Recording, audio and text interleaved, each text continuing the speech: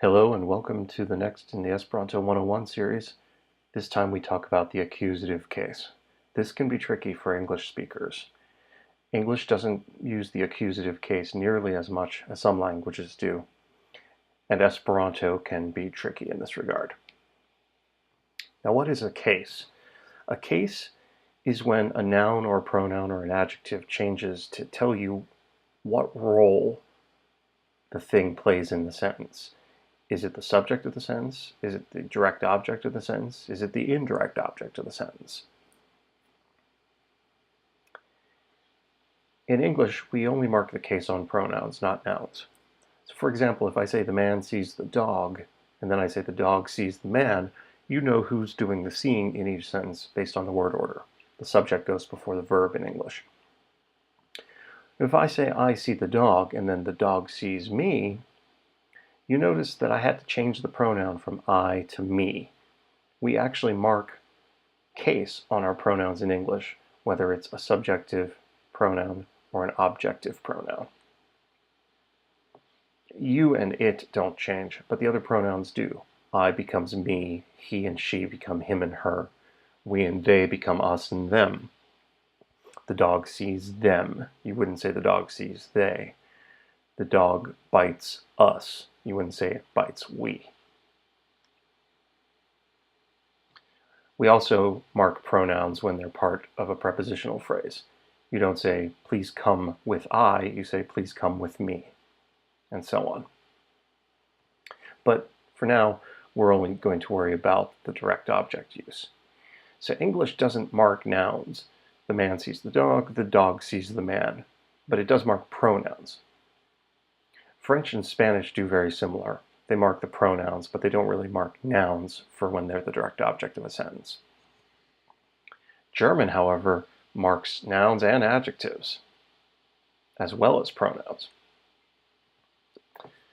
The first sentence here, der Hund ist gut, means the dog is good. The second sentence is, der Hund liebt mich, the dog loves me.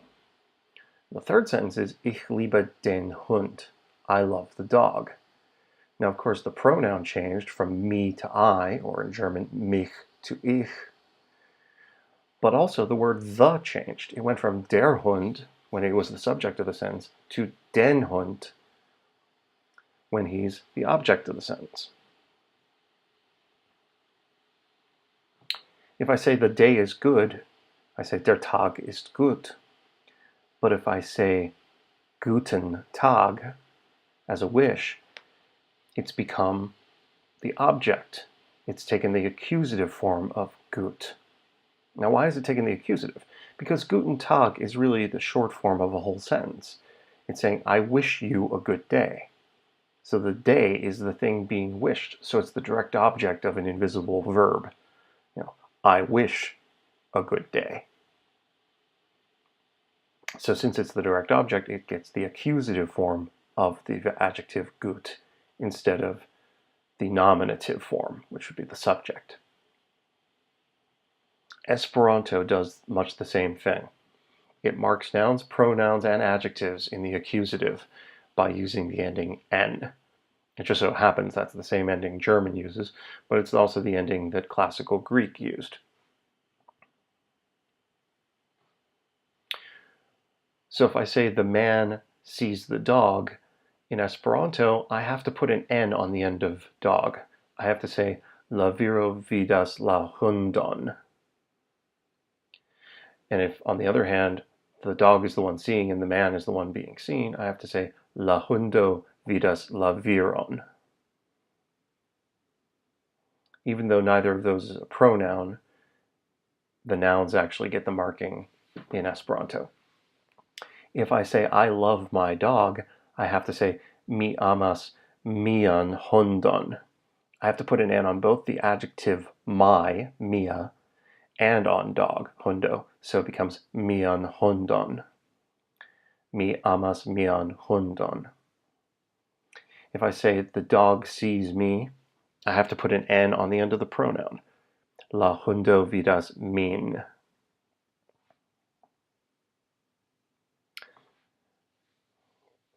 If I say today is a good day, in Esperanto, I say hodiaŭ estas bona tago. But if I'm wishing someone a good day, I have to say bonan tagon. It's just like in German when I said guten Tag, because when you're wishing someone a good day, there's an invisible sentence there. It's I wish you a good day, or please have a good day.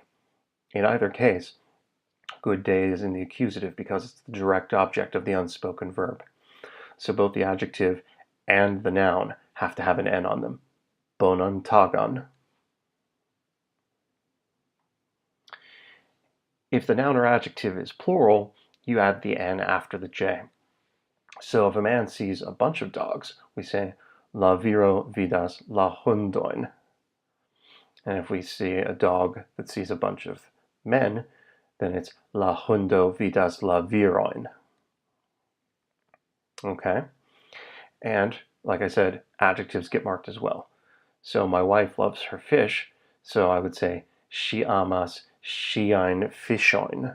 She loves her fish. Ŝiajn fiŝojn.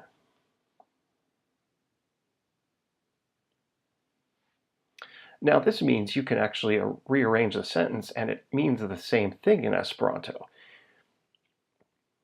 If I have a dog who loves a cat, but the cat doesn't return the feelings because it's a cat, I could have a sentence like la katon la hundo amas.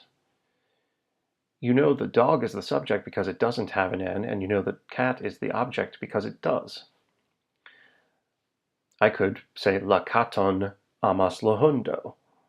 I could say la hundo la katon amas. I could even say amas la hundo la katon. It depends on what I want to emphasize. Now, these are a little bit uncommon. The most common word order in Esperanto is subject, then verb, then object. But you can rearrange them in Esperanto and it doesn't change the meaning. It does change the emphasis. For example, the fourth one here, amas la hundo la katon, might be said if I were really trying to emphasize, it's weird that the dog loves the cat. Amas la hundo la katon. He doesn't hate it, he loves it. So I put amas first in the sentence. Obviously, this would also be useful in poetry if you were trying to get just the right meter or just the right rhyme. The ability to rearrange a sentence is helpful. And this is part of why we have noun and adjective agreement in Esperanto. To go back to a previous video, this is why you might mark an adjective as plural if it's on a plural noun. This helps to tie adjectives to their nouns because you might be rearranging things weirdly. If there were an adjective in one of these sentences, if I said the cat was good or the dog was good, you would know which one I was calling good based on whether it was bona or bonan. Whereas if I did these in English, it would be very confusing. If I said the cat the dog loves, it sounds like it's a description. I'm talking about the cat that the dog loves. I'm not saying that the dog loves the cat, I'm pointing out the cat. If I say the cat loves the dog, I've completely reversed the meaning of the sentence. But in Esperanto, that wouldn't be reversed because cat has an N on it and dog does not. The accusative case definitely can be confusing for English speakers, and I forget to use it myself sometimes. I've even seen an Esperanto little political cartoon in an Esperanto magazine. There's two angels on a cloud. They're in heaven. They have little stars on their robes, which tell you they're Esperantists. And the one angel says to the other, I'll just tell you what it is in English. He says, "Unbelievable. Even here I forget to use the accusative."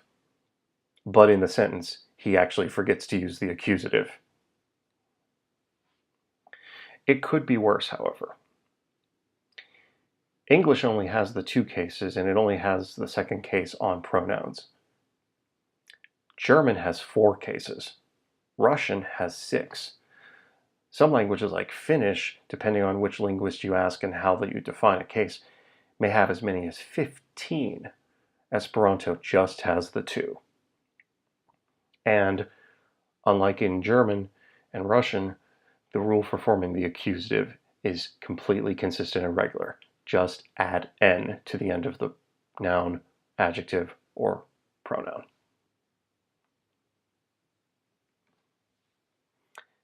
In the next video, we'll talk about prepositions, prepositional phrases, how to add them to describe your sentence a bit more. The man loves the dog sees the man. Where is the man when he is seen? Is he in the house? That will also give us an opportunity to use the accusative case. Esperanto, as you will see, uses the accusative case with prepositions, but not quite the way English does. It's a little bit trickier. But don't be afraid. You can learn it. Thanks again for watching.